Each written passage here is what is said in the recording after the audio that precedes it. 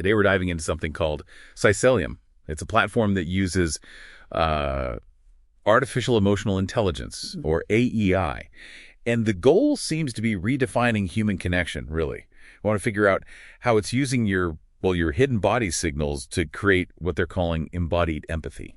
Exactly. And the foundation, it's basically two key things. You've got the SenseNet ring first off. That's a wearable. It's tracking your physiological data continuously. Things like, heart rate variability, HRV, skin conductance, that kind of stuff. Okay, the raw data capture. Right. And then you have the Lifync algorithm. That's the AEI engine, the sort of the brains behind it, interpreting all that data coming from the ring. Gotcha. And the problem they're trying to solve here, it feels familiar, right? Traditional dating apps, social platforms, they rely so much on what we say we want. Which is flawed. We know that. Yeah. Self-reported stuff is, it's often biased or just plain inaccurate sometimes. Or just what we wish was true. So Psycellium seems to be trying to sidestep that curated profile, focusing instead on the body's unfiltered signals, the silent language, they call it. That's the core idea. They build what they term a multimodal profile.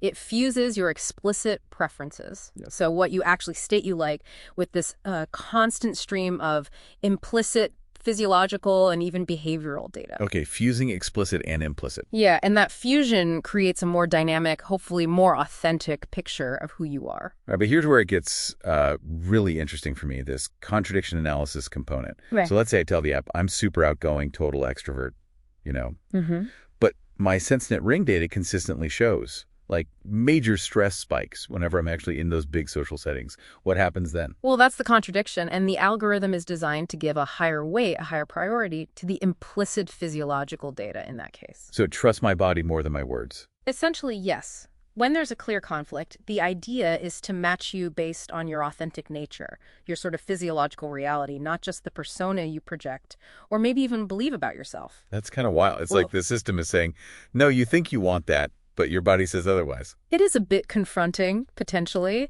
And the AEI's empathy part comes from what they describe as a computational mirror neuron system.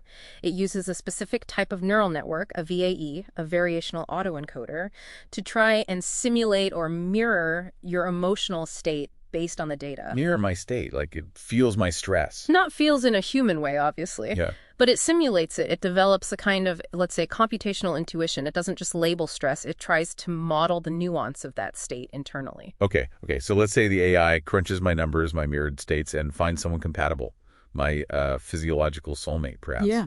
What's next? Is it just, hey, talk to that person? Well, it's a bit more dynamic. That's where the live connection proximity algorithm comes in. If two users the system deems highly compatible are physically near each other, right, their rings start talking, essentially. They calculate a dynamic resonance score. Based on what? Just being nearby? No, based on real-time physiological synchronicity. Are your HRV patterns starting to align? Are your stress levels co-regulating? It's looking for that sort of autonomic harmony happening live. So dating guided by heartbeat syncing up. That's pretty out there. It is. But they position this as lifelong support, too.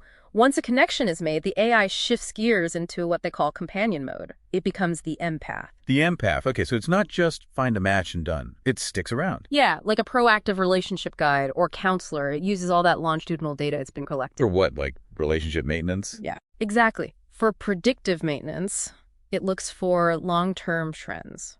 Maybe a slow decline in that shared physiological resonance, or maybe it detects patterns in communication analyzing linguistic style via NLP, not the content that suggests escalating tension. And wags it.